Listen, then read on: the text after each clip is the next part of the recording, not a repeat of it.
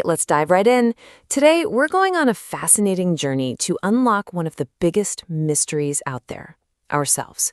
We're going to try and crack the hidden code that makes you, well, you. No, really, just think about it for a second. How did you go from a single cell to the person you are right at this very moment? What forces, what twists and turns shaped your unique story? It's a personal mystery, and we're going to investigate it together using the case files of developmental psychology. So here's our roadmap for this investigation. First, we'll define what we even mean by human growth. Then, we'll break it down into 3 key areas of change. After that, we'll get into the juicy stuff, the 4 huge debates that psychologists are always arguing about. Then, we'll look at the case through 5 different theoretical lenses. And finally, we'll uncover the secret rules that guide how we grow. Okay, first things first. Before we can solve the mystery, we need to know what we're actually looking for. So let's define the code of human growth itself. The 2 words to really focus on here are systematic and orderly. What this means is that the way we grow isn't just random chaos. Nope. From the very beginning to the very end of life, there's a pattern to it. And the whole field of human development is really about cracking the code of that pattern. Now, you can't understand something as complex as a person by just looking at one thing.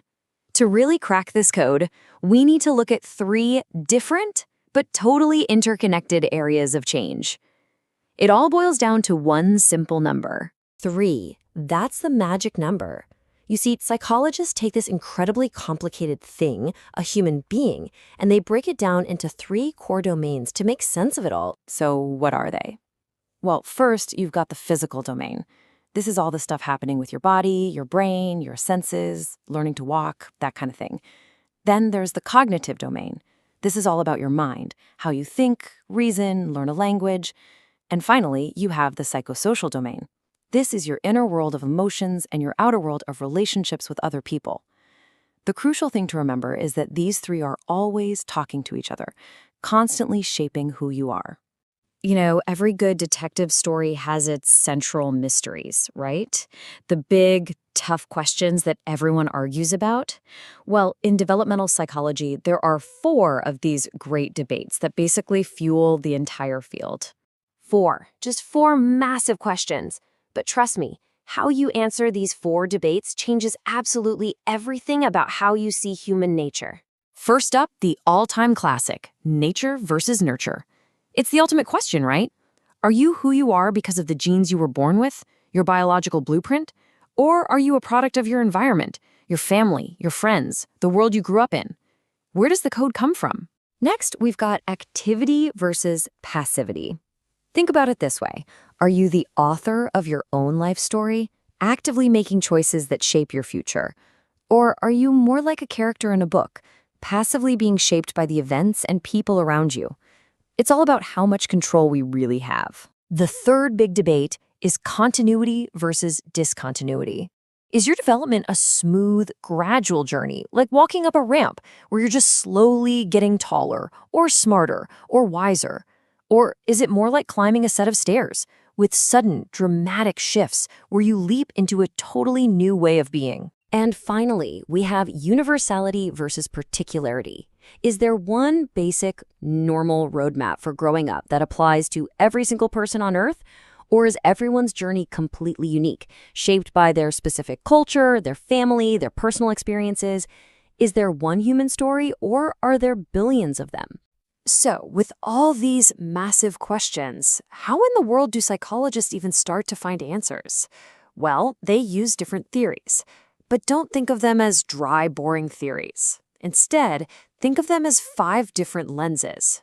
You're looking at the same person, but each lens gives you a completely unique view. 5 different ways of looking at the evidence, and depending on which lens you look through, you're going to see something totally different. Okay, let's peek through them. The biological lens is pure nature. It says everything comes down to our genes. On the total flip side, the behavioral learning lens is pure nurture. It says our environment and experiences are what really matter. The cognitive lens, It says we're active builders of our own reality. Then you have the psychodynamic lens, which looks at all the hidden, unconscious forces shaping us from childhood. And last, the humanistic existential lens, which says, forget all that. We have free will and we make conscious choices that guide our own lives. Each one gives a radically different answer to those big debates. Okay, let's bring this investigation in for a landing by looking at something a little more concrete. Because beneath all the theories and all the debates, there are some fundamental, unseen rules that govern our actual physical growth. These are like the physical laws of the road for development. The cephalocaudal principle sounds complicated, but it just means we develop from head to toe. It's why a baby's head seems so huge. Then there's the proximodistal principle, which means we develop from the center of our body outwards.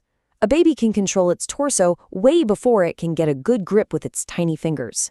And finally, the differentiation principle just means different parts of us grow at different speeds. It's all a very orderly, predictable process.